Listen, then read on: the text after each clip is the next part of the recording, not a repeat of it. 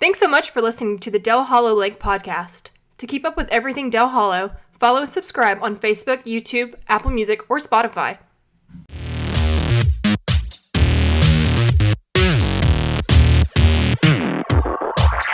Welcome back to the Dale Hollow Lake podcast. Today we have some representatives from different agencies that are monitoring the Eagle Cam. And so we want to talk to them. Everybody can say what their role is and what they don't do, and maybe help people understand what's going on with the Eagle Cam. So I'll start, and well, let me start by introducing you. Okay, so we have Dan from the U.S. Fish and Wildlife Service, right?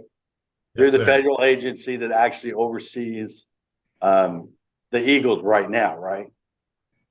We administer the Migratory Bird Treaty Act, as well as the Bald and Golden Eagle Protection Act. And so under those, there are protections that we implement, and we do permitting with agencies like the American Eagle Foundation to go and rehab birds. We grant permits for feathers and parts of birds for Native American communities. There's a whole host of actions that can be permitted under the Bald and Golden Eagle Protection Act for bald eagle conservation and education. Okay, so we'll finish introductions. I'm sorry, Rusty, you're with the TWRA, and so what's your role in all this? Yeah, I'm the captive wildlife coordinator, so I oversee the rehabilitation program in the state of Tennessee.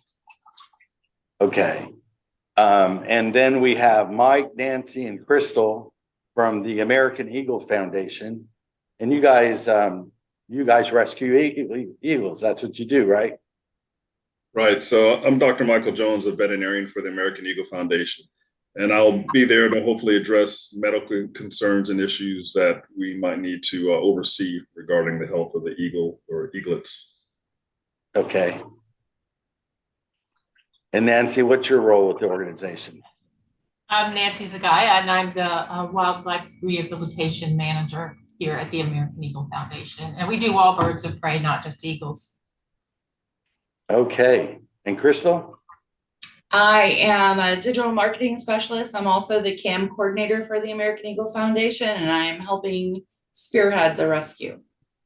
Okay.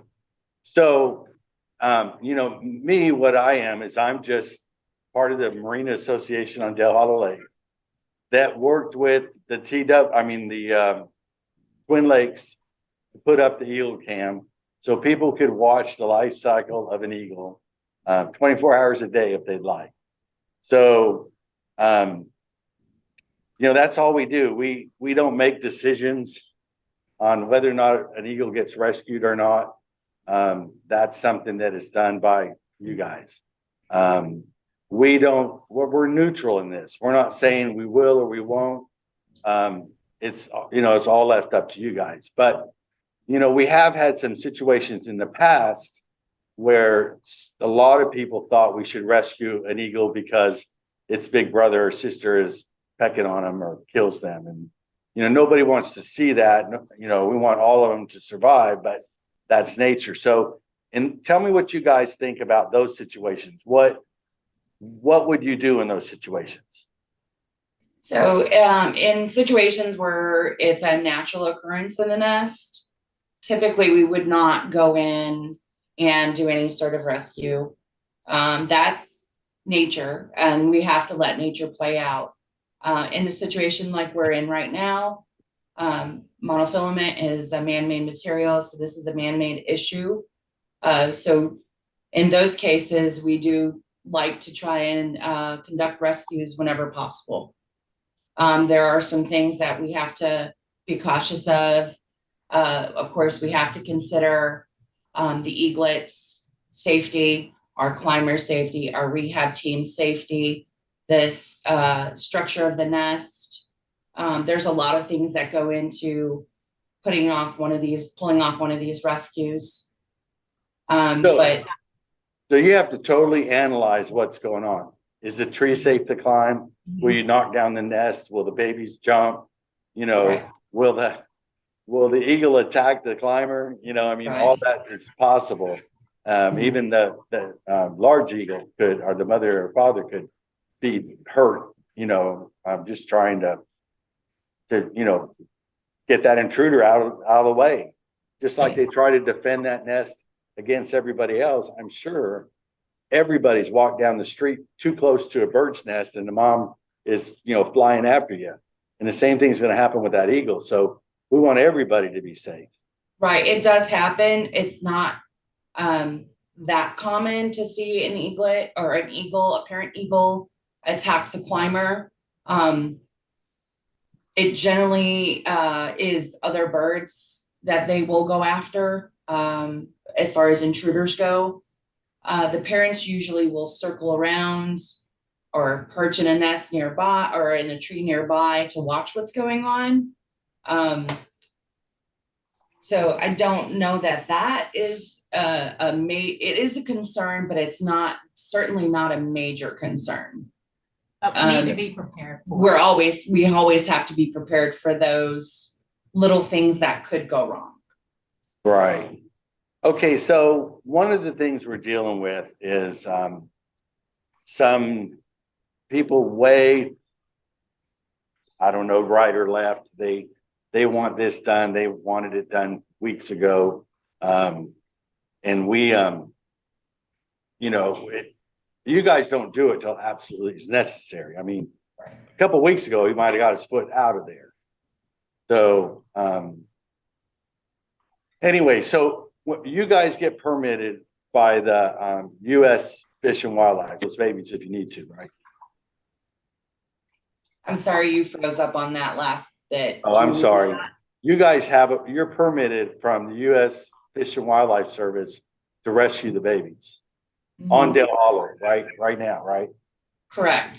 Okay. Right, but before we would enter a nest, we would contact them and make sure that we have their permission and the landowner's permission before we move forward.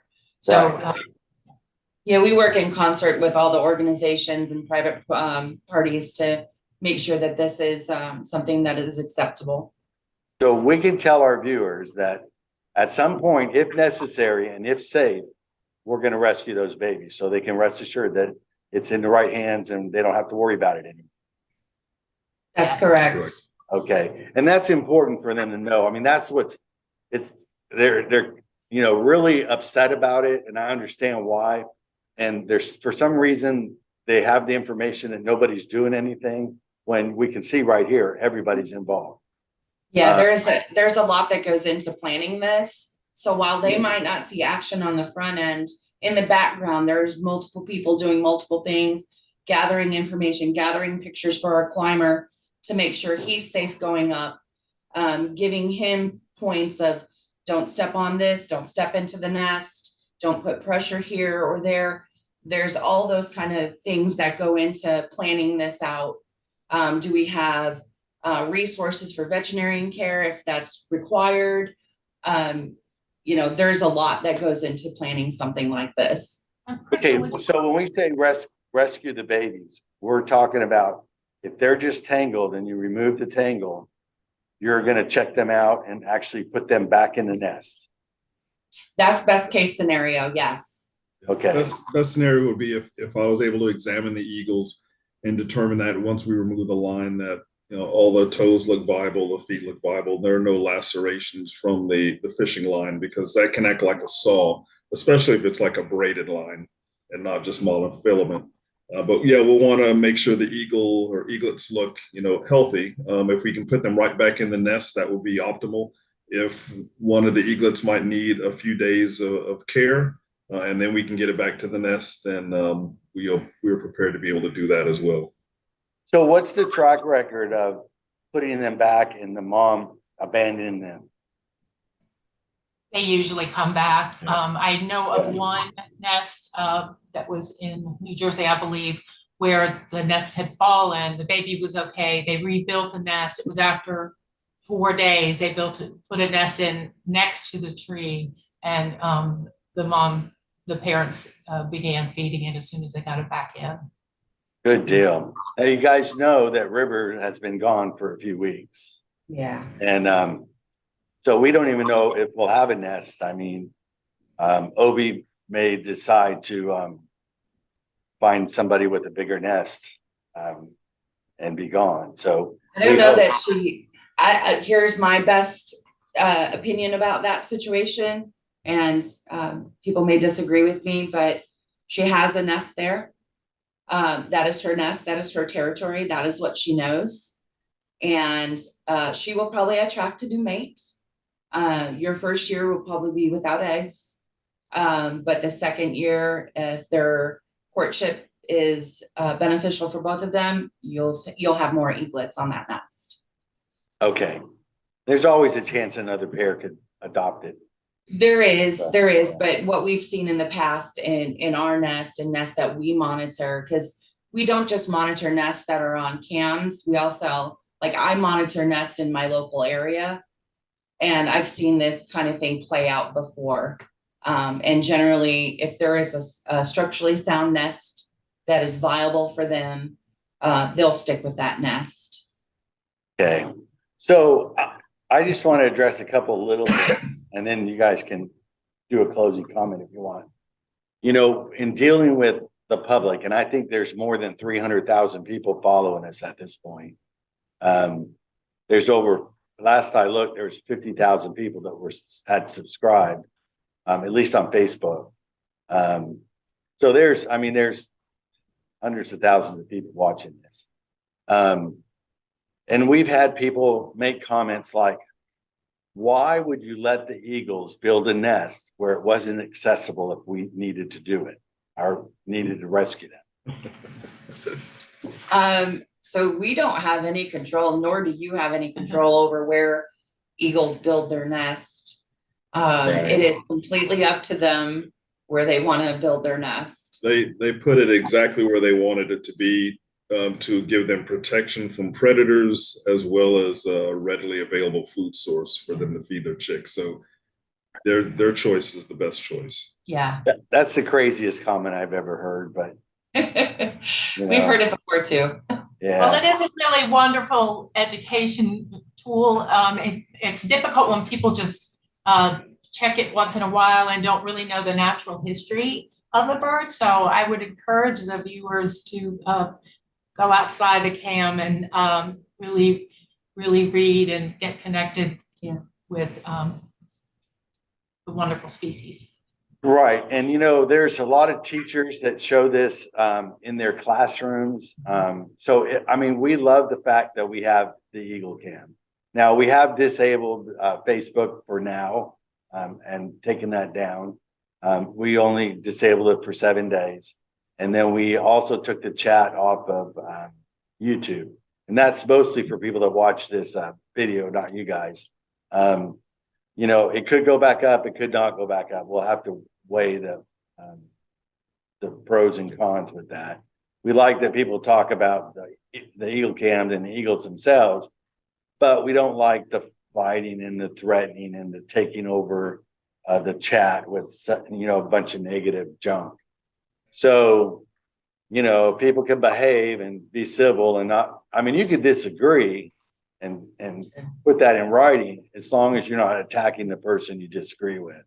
Absolutely. Emotions run high in these situations, and people become very attached to these birds that they've watched on camera for years and years. And they just have to know that there's people like all of us here on this podcast that are willing to, make efforts to rescue when the situation is right. The situation isn't always like it is right now with monofilament. Like we said earlier, sometimes it's natural things that happen on the nest. But I would encourage anyone watching this to give a little grace to the moderators for Dale Hollow. They have a tough job. They're also emotionally charged and involved. And just, have some patience with each other.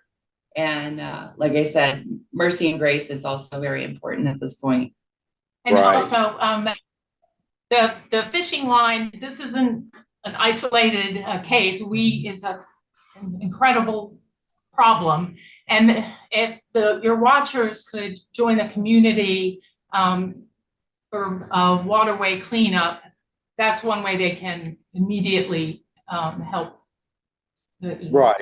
And that's important. And I hope a lot of fishermen watch this and realize, well, in this case, it wasn't somebody, I mean, their line broke, it had a hook in the fish's mouth. So, I mean, they Those want are unavoidable things. Yeah. But, there is a lot of a line that ends up in the water and it shouldn't, absolutely shouldn't. So I hope a lot of fishermen are watching this and will realize that, when they leave line laying around or in the water, that it could cause an issue like we're dealing with today. Now, if you guys want to do your closing comments, but when I turn off the record, just stay on because I want to talk just offline with you in a few minutes. But Sure. anyway, Dan, you got any closing comments or anything that we left out you want to say? Sure. I'd just like to talk a little bit more generally about bald eagles. This is a special bird. It's our American symbol. I remember when I was a boy, it was very rare to see a bald eagle flying, and now they're common. And this is a bird that the American people find special as well. We've been protecting this bird since 1940 under the Bald and Golden Eagle Protection Act, so 80 plus years. It was one of the first species listed under the Endangered Species Act. And then after 40 years, though, we have delisted it due to recovery. And if you type into Google U.S. Fish and Wildlife Service eagle population status, you'll be able to get the latest data on what we know about bald eagle populations in the lower 48 states. And spoiler alert, they're doing really well. Since they have been delisted, they have been increasing at a rate of 400% in the last decade with no signs of slowing. Between 2009 and 2019, we estimated over 300,000 bald eagles in the lower 48 states, which means that population has quadrupled in size. And that rate of increase is nearly twice what it was between 1995 and 2000. So not only are eagles doing well, but they're increasing at a faster rate than they ever have. So it's one of the greatest successes that we can have as a Fish and Wildlife Service when we delist a species due to recovery, and management of that species is returned back to the states and tribes. And so while we hold the regulatory authority over bald eagles under that Bald and Golden Eagle Protection Act, we work really closely with Tennessee Wildlife Resources Agency, and we're working with the Army Corps of Engineers and American Eagle Foundation to make an appropriate response here. And as you can tell, American Eagle Foundation, they have tremendous expertise and are incredibly qualified bald eagle experts in our state of Tennessee. So we're grateful to have this partnership. Well, that's really cool. We, in addition to the nest closer to Sunset, we have one somewhere around Eastport here. And we have a dead tree that's over on the other bank there. And normally in the mornings, they're on that dead tree. I guess they like dead trees, but it's easy for us to see them as well. So, and they'll, chase a coot or try to fish right here in front of the marina. So it's kind of cool to come down there and see them in the morning.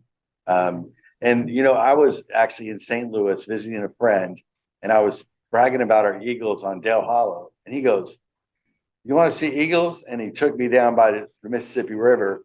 And we go to a tree, there's like 15 of them in the tree. And every little community on the Mississippi right there says, "Home of the bald eagle." And they were all over the place. So, and I know we don't get to see them as like they do. They're probably, they probably take it for granted a little bit because there's so many of them. But on Dale Hollow, they're so cool to watch. I mean, and of course we get to see them grow up with the Eagle Cam and everything. So that's pretty cool. Mm-hmm. Rusty, what comments do you have? We're just happy to support the private individuals like American Eagle Foundation. Happy to work with our partner agencies, both federal and state, to protect the bald eagle, to help the bald eagle at any time. We transport bald eagles throughout the year. We do everything possible to help the bald eagles, and we're just ecstatic that we're able to help y'all help this little eaglet. You know, we had a call was last week. One of your TWRA officers, it's been here a while, Craig Norris, got a call about an injured eagle that was up the East Fork here. And I was hoping that maybe we had found our missing eagle. We get up there and it was an osprey, but he had an injured wing. Somebody had misidentified the bird, but we were able to put him in a cardboard box and bring him back. And I'm not sure of the outcome with that, but I understand they dive at like 35 miles an hour and might break a wing hitting the water. So, but it was, they are beautiful birds as well. But anyway, so Mike, Nancy, Crystal, you got any closing statements? Yeah, I think it's important for people to recognize this is kind of a concerted effort with a lot of groups and individuals. And that's what's required to make this go smoothly rather than people just trying to jump in. So, like it's been echoed, we're happy to work with and partner with Tennessee Wildlife Resources Agency, U.S. Fish and Wildlife, I think Army Corps of Engineers, you all, to do what's best for this eaglet. And hope for the best outcome that we can have possible. But there's a lot of steps that go into it. And I just hope the people that watch the chat and watch the camera realize that there are a lot of steps, but very important steps that we have to take to be able to provide, care for these eaglets. All right, Nancy, you got something? I want to thank all your cam watchers for the interest that they have in the bald eagle. And I hope they continue to watch and learn and love them as much as we do. Okay. We'll do our best for the eaglet. Good deal. It'll be exciting to see how this all goes. I mean, everybody wants the best for them. Yes. Crystal, you got something? Just for the viewers to hang in there and keep their good spirits going for the whole entire process. And at the beginning, I said I was spearheading this, but it's really I kind of got the ball rolling, but then everybody has jumped on board with this effort. So it wasn't solely me; it was a group effort. I don't want to take credit for something that I didn't necessarily do, right? Because I have my colleagues here that are very heavily involved as well. Yeah, we all of us want the best. The viewers want the best. And I think this was one of the best ways we could show people we're all working together. We all want the same thing. Yeah. But patience is a virtue, and these cams are a privilege to watch. Yes. Okay, so that's all I've got. We're gonna